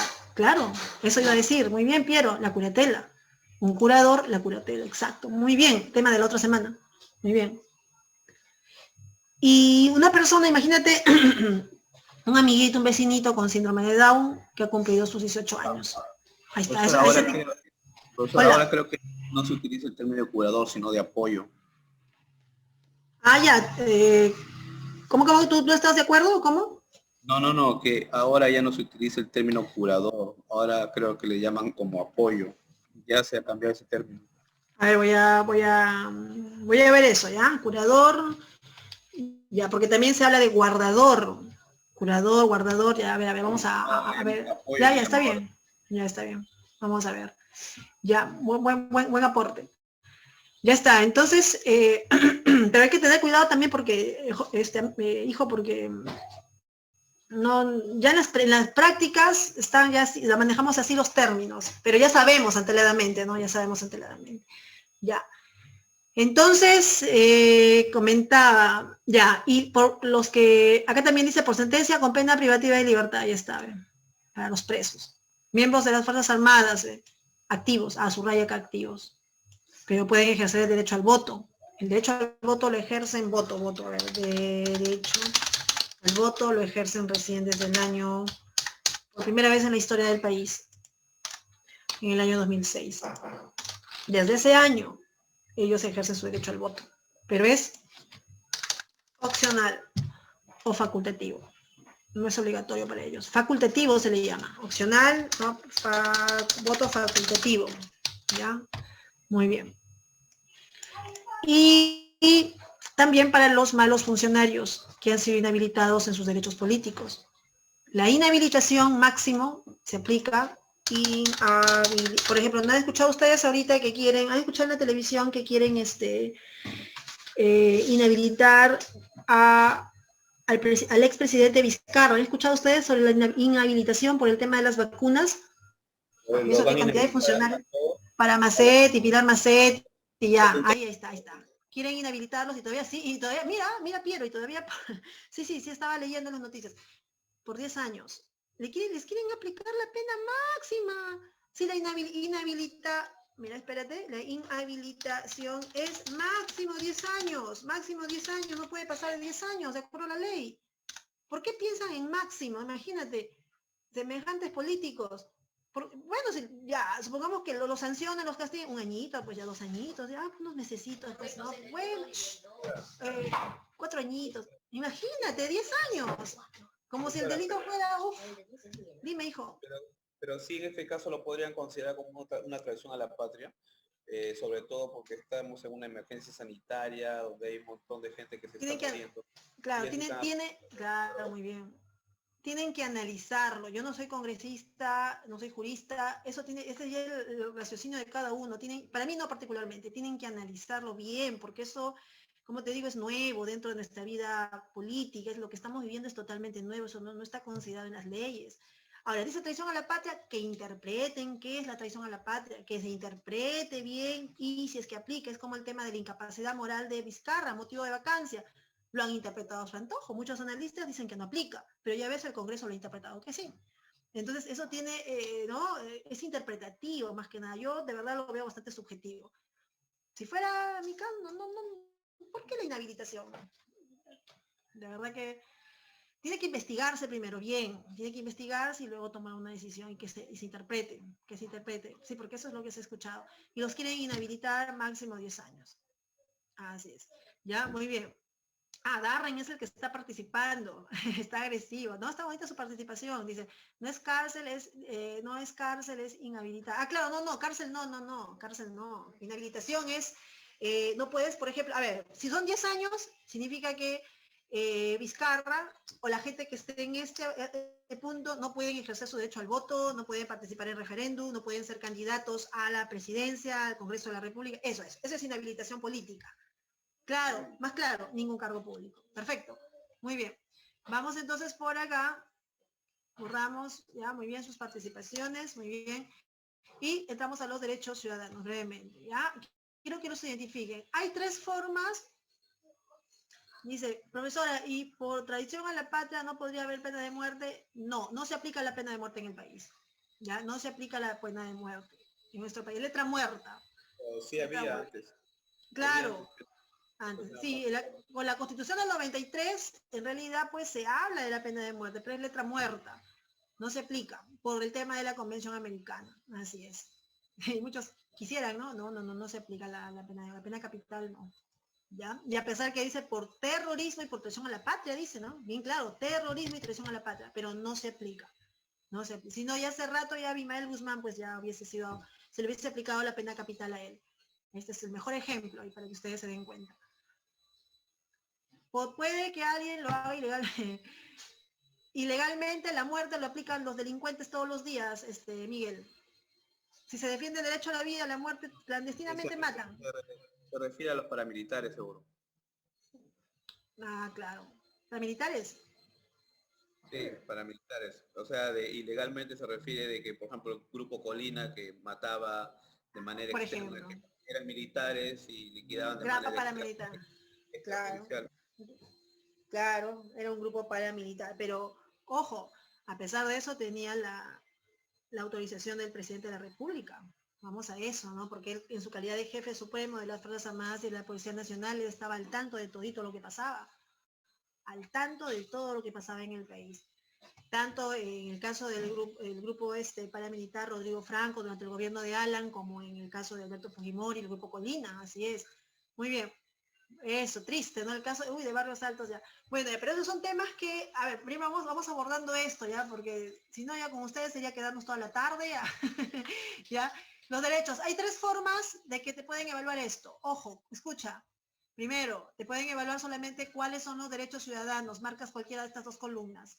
O solamente te pueden evaluar, son derechos de participación ciudadana y son derechos de control. Cuida, por esta palabrita podrías equivocarte. Control, o por esta palabrita puedes equivocarte. Participación. Control, participación. Ahí ya veo la diferencia. Entre ellos está la reforma constitucional. Este derecho, que preguntó por ahí su compañero hace rato, que se menciona en el artículo 206 de la Constitución Política, trata de una reforma, ya sea una reforma parcial o total de la Constitución. Cuando es parcial, lo deciden los mismos congresistas, porque eso se ha venido dando, pero cuando se habla de una reforma total, ya esto va a requerir por lo menos del respaldo de la población, del 0.3% de firmas de la población, ya sería en este caso la población electoral. Ya muchachos, por lo menos firmas de la población electoral. Y en el caso de la iniciativa en la formación de leyes, se refiere a proponer los llamados proyectos de ley. Y para eso también se requiere por lo menos también el 0.3% de firmas. ¿Ya? Eso es muy importante, se tiene que tener respaldo de la población electoral. Cualquiera puede proponer un proyecto de ley, ¿no? Los ciudadanos pueden ser el defensor del pueblo, el fiscal de la nación, ¿no? Presentar el mismo Congreso de la República, el presidente de la República, los ciudadanos en forma individual, en forma colectiva. El referéndum. Para que se lleve a cabo un referéndum, el referéndum requiere por lo menos el 10%, de firmas de la población electoral, por lo menos, ¿ya? ¿Y qué se somete? ¿Qué se somete a referéndum? Esto es algo que ustedes tienen que saber. A ver, podríamos tomar nota acá. ¿Qué se somete a referéndum? Se somete la reforma de la Constitución. Es una consulta que se le hace al pueblo, como sucedió con la Constitución de 1993. ¿Qué más? También se someten las normas con rango de ley, por ejemplo, las leyes que del Congreso. Por eso les digo, si el Congreso aprueba una ley de la pena de muerte, la ley del aborto, la ley de la unión civil, la ley de la eutanasia, ¿Se puede someter a referéndum? La respuesta es sí, porque son normas con rango de ley que vienen del Congreso de la República. Y el pueblo sí puede someter esos temas a referéndum. Por supuesto que sí se puede. Claro que sí. Por ese lado nos podríamos agarrar. Disculpen el término, agarrar en términos de que podríamos nosotros tomar esa justificación para oponernos a lo que hemos mencionado, ¿ya? No, pues ya se supone... Desligarnos del pacto de San José. ¿Cómo? Eso implicaría desligarse del pacto de San José, digo, para poder Claro, es difícil. En el caso de la pena de muerte es bien difícil por el pacto de San José de Costa Rica. Ese es el motivo principal. Muy bien. Claro, claro, exacto. Y tantos elementos que se mezclan, se combinan, ¿no? Ya, también por acá entran temas relacionados a la descentralización y también las ordenanzas. Eso apréndetelo de memoria. Las ordenanzas municipales que se dictan dentro ya de los gobiernos locales. Todo esto se somete. Si te pongan lo que te pongan, te pueden poner temas de presupuesto, temas de repente de presupuesto o derechos humanos. No, eso no lo menciona la Constitución. Usted apréndase qué se somete a referéndum, qué se somete. Este punto es bien importante. A consulta popular, ¿ya? Y la iniciativa en la formación de dispositivos regionales, que también parte de la decisión del pueblo, de una localidad, una región o municipio, pero también requiere por lo menos el 1% de firmas de la población electoral, ¿ya? Acuérdate de los porcentajes ahí. Ahora, la revocatoria, como les comentaba, estos derechos, ¿qué es lo común una que consulta. tienen? Por ejemplo, el sueldo básico, ¿eso también se puede reclamar No, temas presupuestales, temas tributarios, temas ya establecidos y más aún en materia económica, no, pero sería un excelente distractor, ¿ya? Pero no se puede. No dice ahí, ¿no? O sea, no está dentro de las temáticas, o sea, presupuesto y tributación no entra acá, ¿ya? Ahora, en el caso de la revocatoria, ¿qué autoridades se someten a revocatoria de remoción? Ya, a ver, ¿en qué consiste, mejor dicho? ¿En qué consiste? Consiste en retirar del cargo a autoridades por negligentes. Así, nuestro lenguaje más claro. Pero depende. La revocatoria se aplica a autoridades electas, o sea que nosotros hemos elegido. Por ejemplo, ¿quiénes son esos electos? Tenemos el gobernador regional, para que tengas una idea. Aplica también para el caso de los regidores, aplica también para el caso de los alcaldes, aplica también para los consejeros, ¿ya? Consejeros regionales. Todos ellos son elegidos a través del voto y pueden también ser retirados de sus cargos por decisión del pueblo. En el caso de la remoción, se aplica,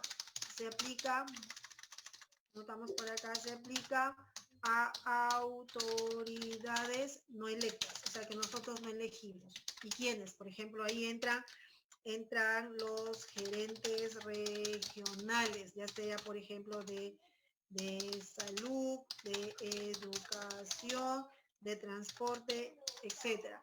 Aplica también para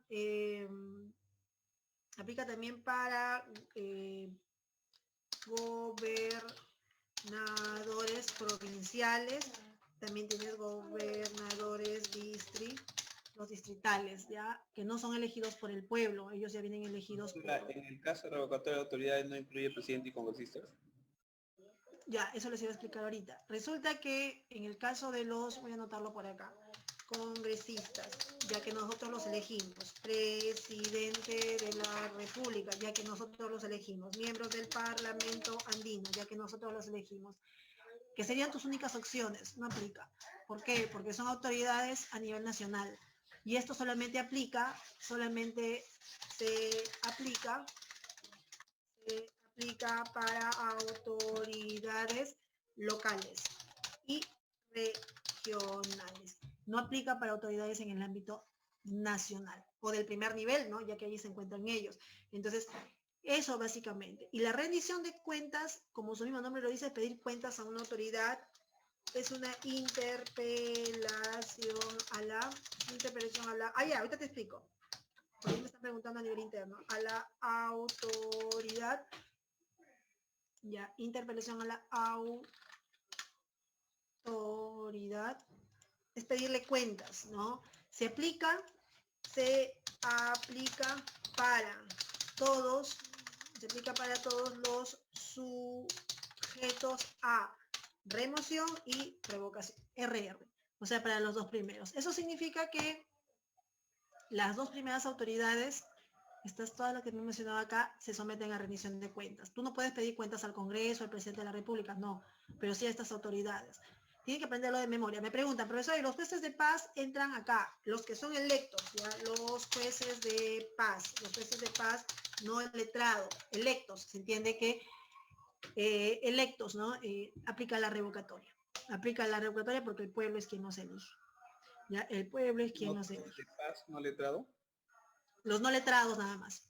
¿Elegimos nosotros? Ah, ¿quiénes son? Los no letrados son los que... ¿Cómo? No, me refiero a que nosotros elegimos jueces de paz no letrado o son elegidos por otras personas. Mira, dentro de este rubro de último nivel del Poder Judicial, los jueces de paz, hay jueces de paz no letrados que son elegidos por, digamos, el Poder Judicial y hay otros que son elegidos por el pueblo. Estamos haciendo mención a los que elige el pueblo, en este caso en la revocatoria. Y así lo enfoca también el libro. O sea, nos menciona solo el ejemplo para jueces o magistrados, dice, no, en este caso son jueces de paz no letrados, que está a cargo de ciudadanos mejores instruidos o los elegidos dentro de una comunidad, un campesinado de repente. Sí, pero acuérdate que el criterio es elegidos por el pueblo y acá son los no elegidos. ¿Ya? Muy bien, entonces... En el caso de los jueces de paz no letrado, ¿en qué lugares son elegidos por el pueblo? Porque ¿En acá qué en lugar? Trujillo, Ah, no. Los no letrados existen para poblados alejados, poblados menores, caseríos, por ejemplo. Por lo general son en zonas, por ejemplo, en Sierra Liberteña, zonas bastante alejadas, porque es una forma también de conciliar a las personas cuando hay conflictos. Dime. en zonas rurales. Ya, sí, zonas rurales, exacto. Y acá están los deberes, ya esta parte de los deberes, bueno, ya eso lo pueden revisar ustedes, esto es leer, ¿no? Son los deberes, no confundirlos con los derechos nada más. Y ahí cuando te preguntan, te van a preguntar, son deberes y te van a mezclar con, te los mezclan con estos derechos. Entonces tú tienes que cuidar bastante deberes, derechos, me dejo entender. Y saber, ¿no? Ah, ya, entonces el deber de contribuir, no, aunque no te pone deberes, no te pone contribuir con los tributos, nada más te pone, por ejemplo. ¿No? Practicar el pluralismo político. Ah, ya, nada más. Entonces tú tienes que saber, tú tienes que leerlo, ¿ya? Y por acá realmente no estoy tan solo, los derechos humanos me protegen. Ay, qué penita. Bueno, gracias por su atención en Zoom. Ya, muchachos, muy bien, entonces vamos. Practicar, me preguntan, Miss, ¿a qué se refiere practicar el pluralismo político? Ya, el pluralismo político se refiere al hecho de formar parte, ¿no? De un partido político, tener la opción de elegir entre la variedad de partidos políticos y tener básicamente esa formación. Es que de verdad debería de ser así, pero como te digo, o sea, no todos se interesan por la política, ¿ya? Vamos viendo entonces por acá. Ya, entonces vamos viendo por acá, a ver, nuestra práctica brevemente, todo, acá está. Ya el material de la semana pasada, todo está en su plataforma, sus claves, todo respectivamente, ¿no? Conforme, ¿no? Ya, entonces vamos por acá a la primera pregunta. Ya, a ver, espérense para buscar por acá. ¿Puedo aumentar un poquito la letra, por favor? ¿Cómo? Ah, la letra, sí, claro, sí, lo que pasa es que estaba acá, espérate, para que puedan observar. Sí, no hay problema, de hecho.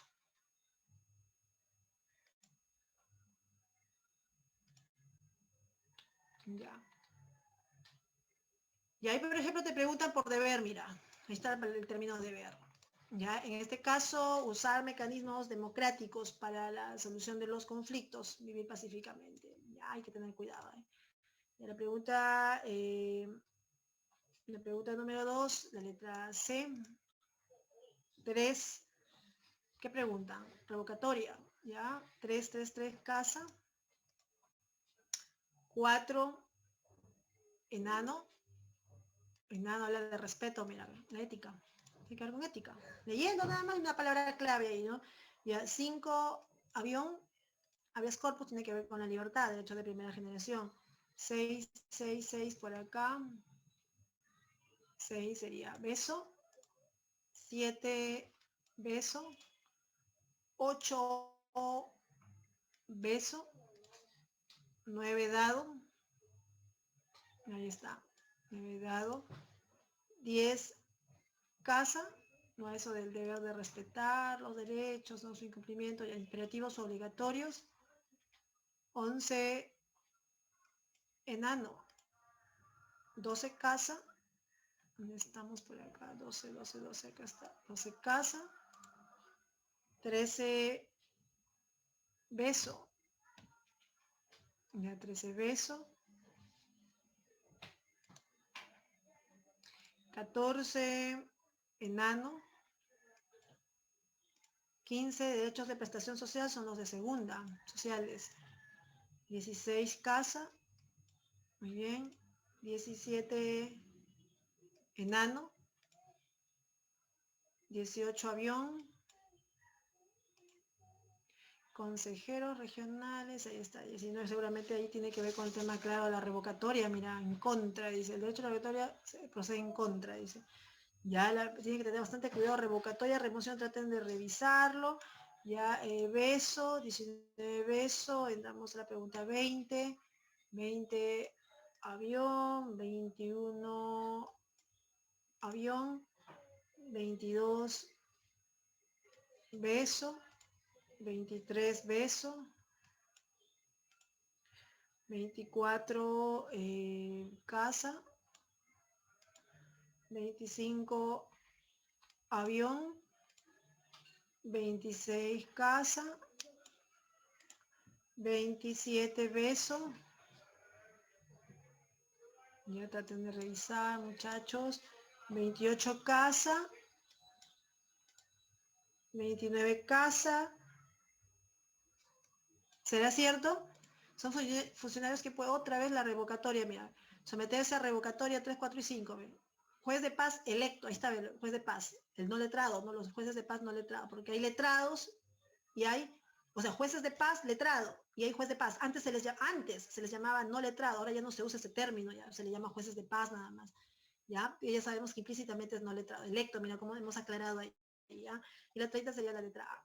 Ahí está. Muy bien, entonces hemos dado por terminada nuestra sesión de hoy día, muchachos. Adiós, Miss, cuídese. Ya, a ustedes también, chicos, cuídense bastante. Muchas gracias por su atención, ¿ya? Y ya la otra clase estamos con familia y matrimonio. Listo, gracias ahí por ahí a su compañero que ha estado bien participativo, bien crítico, ¿no? Seguramente, es de ciencias, ¿no? De repente postula derecho, de repente por ahí humanidades, pero qué bueno, qué bueno. Ya está muy bien, ¿ah? Ya listo, cuídense bastante, que disfruten su merienda, su almuerzo, ¿no? Su almuerzo, cuídense. Adiós. Ya que haces aquí bien.